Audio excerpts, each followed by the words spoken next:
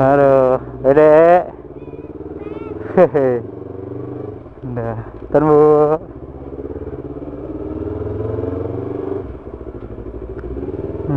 Pak.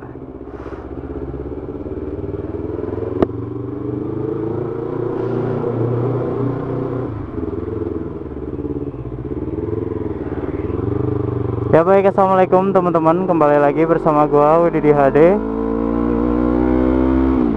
Jadi pada video kali ini gua bakal riding dan kita akan ngebahas, mumpung lagi mendung nih, Bang, apakah Yamaha R25 itu aman untuk dipakai hujanan, riding sambil hujan deras ataupun diparkir saat hujan deras, ya kan?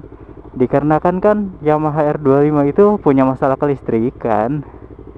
I'm begging you, so put your love in us, baby. Wadidi, wahade, wadidi, wadidi, hade. Jangan lupa like dan subscribe.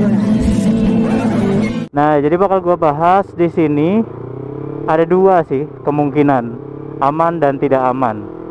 Kalau misalnya kalian nggak punya kalau misalnya kalian nggak ada kendala di kelistrikannya itu aman, sentosa, itu bakal aman banget dan nggak kenapa-napa sih, nggak ada efeknya teman-teman. Kayak misalnya gua kan sering hujan deras kan, dan touring juga gua sering hujanan, bre. Aduh, ya, 40 Pak, mohon.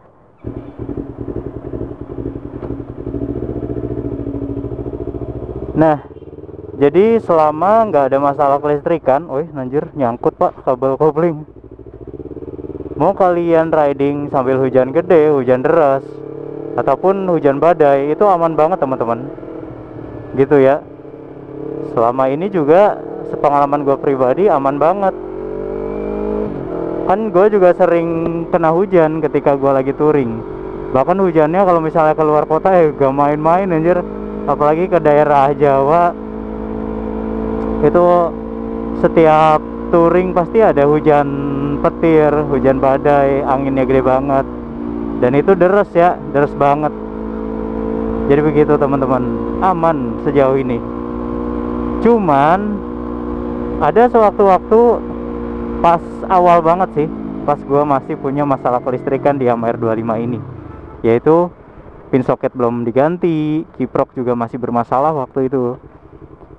Jadi apa masalahnya Bang? Waktu itu tuh gue pernah ngalamin overcharge ketika habis kehujanan di parkir di tempat PKL, yaitu di Aiga. Padahal posisi biasa lagi parkir gitu, motor diparkir, kita nungguin sambil diskusi, nungguin hujan reda kan buat balik. Tapi pas gua nyalain motornya, tahu-tahu akinya overcharge. Voltasenya tahu sampai segimana? Nggak main-main bre, sampai 22 volt lebih malah. Ngeri banget. Dimana kalau misalnya kalian ngalamin overcharge, aki itu bisa meledak ya amit-amitnya. Dan tahulah letak posisi aki itu ada di mana. Di bawah joni kalian. Ngomong-ngomong ini, waduh, awannya gelap sekali ya, mendukung banget untuk ngebahas konten kali ini teman-teman, seperti itu. Jadi begitu, pada saat itu overcharge, ternyata kiproknya yang minta ganti, dan waktu itu juga langsung ke dealer sih, diganti sama dealer. Gitulah teman-teman kira-kira.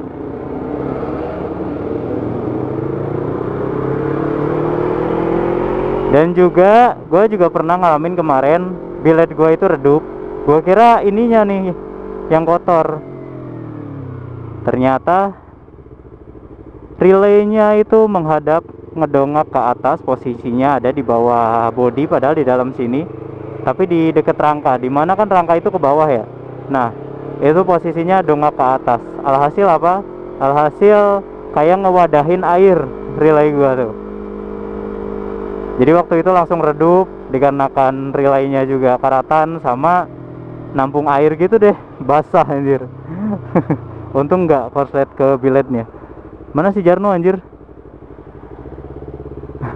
Ayo.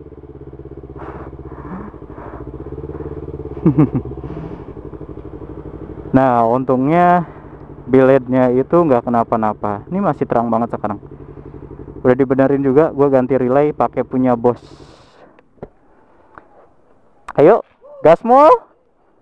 Udah gas gerimis? Iya. Dan pada saat ini gue lagi pakai knalpot AWM Racing yang gue bikin sendiri ya teman-teman. Let's go. Cuman orang ngevlog heulanya. Heeh.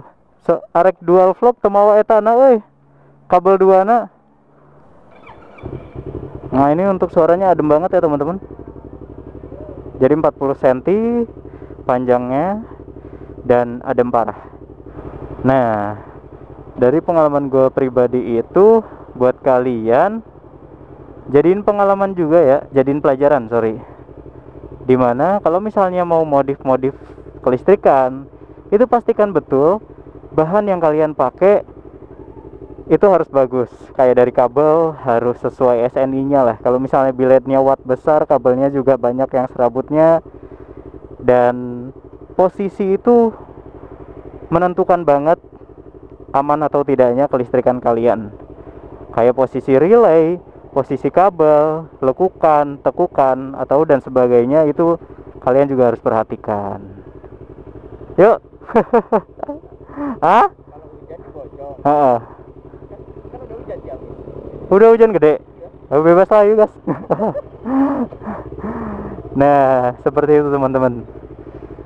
Jadi pastikan kalau misalnya kalian mau modif kelistrikan, harus dipastikan betul bahan dan pemasangannya, jangan sampai asal-asalan. Karena banyak kok kasusnya yang emang bahannya kurang oke atau pemasangan asal-asalan dan juga ada masalah kelistrikan dibiarin. Itu tuh kena sampai kebakar. Jadi nggak putus ini ya, nggak putus sekring, tapi langsung ngebakar dikarenakan kabel yang dipakai mungkin kecil, serabutnya dikit, seperti itu kira-kira.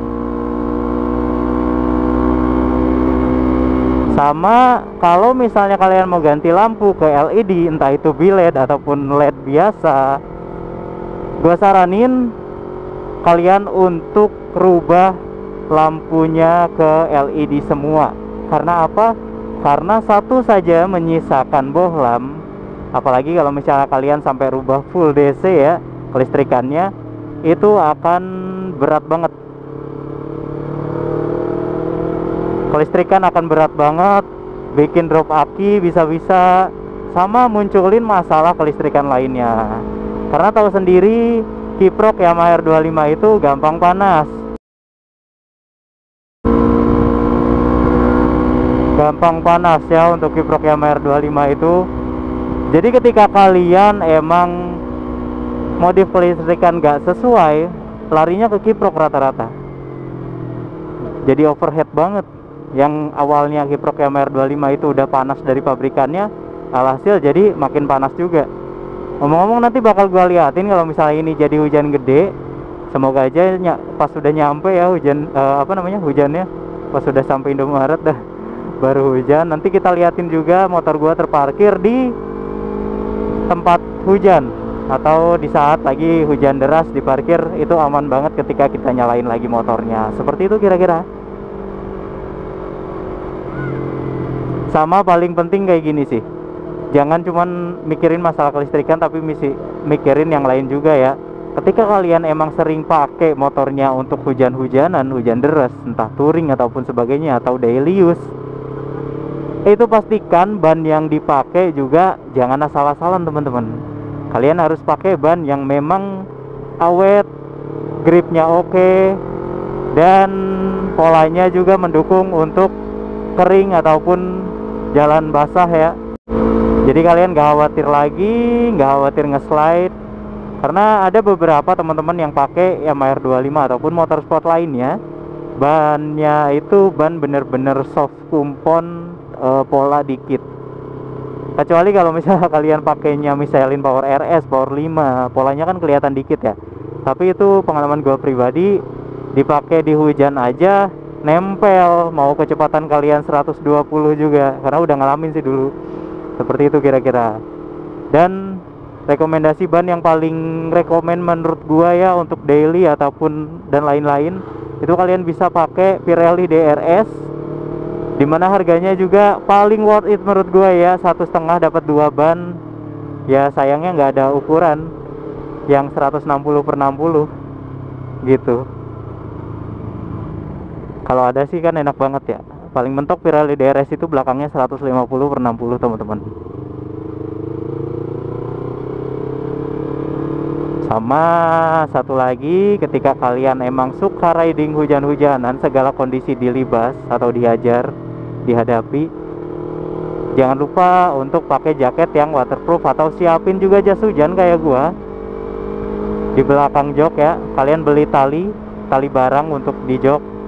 Jadi taruh jas hujan di sana. Sama sarung tangan sih, upgrade ke yang kulit. Walaupun safety-nya lebih safety yang ini ya, karena ada bandul dan sebagainya. Tapi kalau untuk hujan-hujanan dan sebagainya itu paling enak yang kulit teman-teman, paling aman. Karena waterproof juga rata-rata untuk sarung tangan yang kulit ya. Wow, si Fajar udah mulai ragu-ragu nih. Wah, di mana nih? Kita sampai mana ridingnya? Karena ini masih gerimis aja kayak gini. Semoga video ini bisa menjawab pertanyaan itu. Dan buat teman-teman yang mau beli Yamaha R25, selalu dipertimbangkan dan diperhitungkan dengan matang. Jangan cuman mikirin kerennya, tapi pikirin juga biaya operasional. Entah itu di bensin, pajak, reservis dan sebagainya. Seperti itu kira-kira. Tapi kalau misal kalian punya cita-cita atau impian dari lama, motor impiannya Yamaha R25 itu, gak ada salahnya untuk membeli. Ya, experience merawat motor 250 cc untuk harian ataupun motor hobi kan seru banget ya. Jadi seperti itu kira-kira. Dan buat kalian yang emang punya pertanyaan, entah mengenai Yamaha R25 ataupun motor-motor lain lah, entah dari pemasangan bilet, Yamaha R25, Supra, Bitcarbo, Vario, dan motor-motor lainnya, kalian bisa ajukan pertanyaan melalui komentar ataupun Instagram gua, DM aja ke IG Wididi_HD teman-teman, gitu ya. Ini gue bakal riding dulu ke Indomaret Bojong ataupun Ciamis, nggak tahu nih. Kita lihat kondisi aja, kondisi jalan. Kalau misalnya memadai, belum hujan, kita bakal sampai Ciamis. Kalau hujan ya terpaksa sampai di daerah yang hujan deras. Mungkin gitu aja untuk video gua kali ini. Selanjutnya gua bakal riding. Kalian bisa menikmati ya videonya. Like jika kalian suka dengan video ini, dan dislike jika kalian gak suka. Terima kasih banyak buat yang udah nonton. Salam dari gua, Wididi Ade, pamit undur diri. Sekali lagi thanks and God bless you. Barakallahu fikum. Wassalamualaikum warahmatullahi wabarakatuh. Bye bye. See you in the next video.